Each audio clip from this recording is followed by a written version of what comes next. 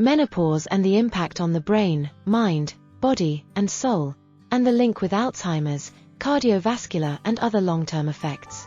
Combating menopause symptoms with Dr. Lisa Mosconi, Women's Brain Initiative, Weill Cornell Medicine Neurology.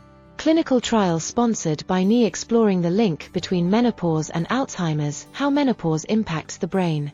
2/3 of women, 1/3 of men develop Alzheimer's. A woman in her 60s is twice as likely to develop Alzheimer's as breast cancer, so brain health for women needs our attention. The decline in estrogen is super important for brain function and all functions. Estrogen is the master regulator in women's brains and body, from growing brain cells to having energy. It's also a neuroprotector. When the ovaries stop making estrogen or reduce production of estrogen, energy changes, the way that the brain is able to make neurotransmitters changes, the way that the brain overcomes new information changes, everything slows down. This can enable the formation of amyloid plaques or Alzheimer's plaques for women with a predisposition to Alzheimer's. Brain scans provide a visible medical concern and have shown that these plaques can develop during perimenopause. A protein called amyloid beta is a sticky protein that can bind to itself to form amyloid plaques. If enough amyloid plaques are formed, it causes neurological inflammation, and we start to experience symptoms of Alzheimer's. The effects start in the hippocampus, the part responsible for forming new memories. Then it spreads to the frontal lobes, problem-solving and decision-making. It affects language. It affects the limbic system, causing changes in emotion and personality. The good news: the plaques take 15 to 20 years to build up. What can we do? What influences amyloid plaque levels? One contributing factor is sleep. While we sleep, our brain clears out amyloid beta. Long-term sleep problems cause an accumulation. Mediterranean diet can reduce risk anywhere from 1/3 to 1/2. Eat the rainbow, greens, brightly colored fruits and vegetables, berries, fatty fishes, nuts, beans, olive oil. These foods support brain health. Exercise. A brisk walk 30 minutes 4 or 5 times a week reduces amyloid plaques anywhere from 1/3 to 1/2. Chronic stress affects the ability to create new memories. Cortisol levels are high, which shrinks your hippocampus and inhibits the birth of new neurons. Yoga, meditation, mindfulness, and spending time with people reduces stress and restores the hippocampus. Learning new things and building new neural connections is a neural protector. Women's brains run on estrogen, men's run on testosterone. Men go through andropause, male menopause, but they experience it later in life, in their 70s, 80s. Men don't have the impact of the 3 Ps, pregnancy, puberty, and perimenopause.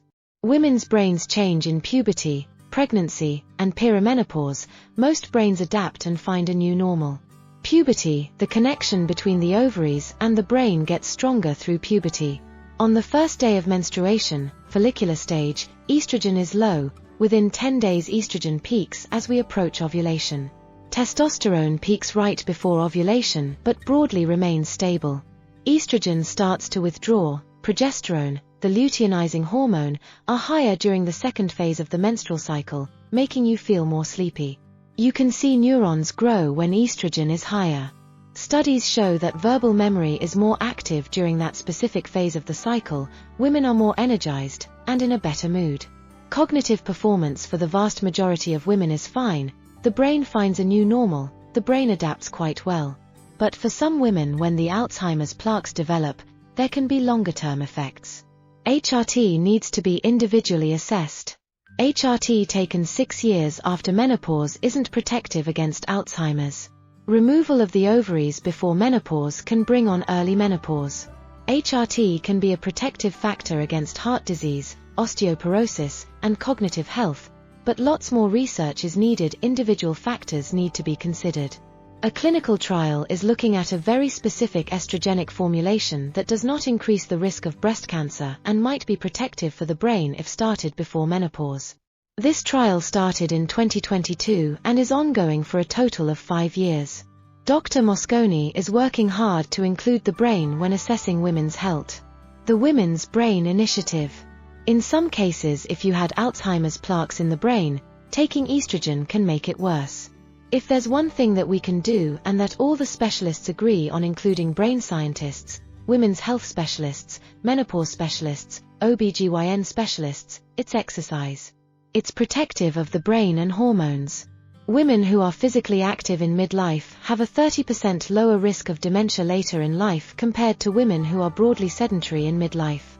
Hot flushes reduce and brain fog reduces. How can we reduce stress?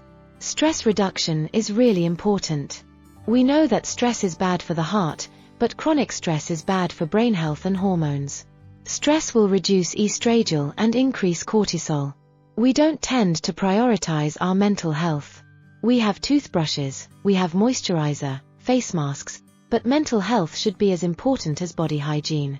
Some suggestions to reduce stress: meditation, realistic expectations, healthy boundaries, saying no to people, prioritizing good sleep hygiene. Alcohol: the way the body responds to alcohol is influenced by hormonal levels. Drinking during the first phase of your cycle when estrogen is higher, you'll feel the effects faster. During the second phase when progesterone is higher and estrogen is lower, you'll drink more to feel the effects. Alcohol dehydrates. Even a 2 to 4% loss of water can cause neurological symptoms including brain fog, dizziness, fatigue, and confusion. The brain is sensitive to dehydration. The Mediterranean-style diet rates high for health. Italians never drink alcohol or coffee without a glass of water to accompany. Legumes and fish omega-3s. Fiber has a harmonizing effect on hormones. Compared to a Western-style diet, women have a 25% lower risk of heart disease and 50% lower risk of breast cancer, 25% reduction in hot flushes, 30% lower risk of depression, lower risk of dementia. Brain scans measuring the brains of midlife women found that according to the Mediterranean diet versus the Western diet, the changes in the brain are dramatic. The Mediterranean diet brain looks 5 years younger. Dr. Mosconi went to dinner with a group of specialists, and all the brain scientists who are researching nutrition and its effects on the brain were vegetarians who occasionally ate fish. Smoking is the #1 cause of early menopause in women. Processed food has a significant effect on hormones. Let's recap the 6 pillars of lifestyle medicine, or 6 powerful habits. 1. Mental well-being, self-compassion, realistic expectations, stay aligned with your values, body scan, understand your symptoms, do your own symptom review identifying what exacerbates the menopause symptoms. Meditation, yoga, focusing on what you're experiencing in the body, affirmations, challenging negative self-talk. Tracking your menstrual cycle using an app. Being mindful of what we watch on TV. Connecting through nature. 2. Minimizing harmful substances. Notice energy levels, mood, and cognition following overeating processed food, alcohol consumption, excessive internet or social media use. 3. Healthy relationships. Ask for help. Talk to other women who are having similar experiences. Check out if your employer has a menopause policy and what support might be available. Set healthy boundaries according to your energy levels, level of cognition, saying no to people and putting your needs first. Consider contacting a menopause clinic if symptoms persist. 4. Healthy eating. Think nutrition. What does my body need? Try out different things, gluten-free. 5. Sleep, hot flushes, ruminating, anxiety, use a body scan. 6. Physical activity, movement and chair exercises, reduce time sitting down where possible. Which symptoms overlap with depression and anxiety, and how can you identify menopause as a possible contributing factor? Consider all symptoms, check physical symptoms, what keeps this person awake? You can use a timeline, an exploration of changes in lifestyle and relationships, process of elimination, taking a brief history. How can you help treat the symptoms? Which strategies could you use? Using the 6 pillars of lifestyle medicine incorporated into sick role and self-care. Identify the person's resilience credits using the symptom review. All general strategies, exploring individual experience, normalizing. Empathy is the antidote to shame. Do you have mental well-being practices incorporated into your week, or do you struggle with energy and headspace to enjoy any potential practices? Are you struggling with motivation? Check out any other barriers or resistance to change. What types of nutrition have you found helps you in how you feel physically and mentally? Does nutrition impact your sleep, energy levels, or mood? Research shows the Mediterranean diet hits the mark. Vegetarian with occasional fish. Drink water. Good amount of protein. Has there been a time previously when we've exercised more? How has this impacted how we feel? What might be realistic for us to sustain? Continue this conversation with colleagues, friends, and family. Maybe something to reflect on. When we apply this stuff to ourselves, it can help us understand and empathize with clients how difficult it can be to incorporate the 6 pillars.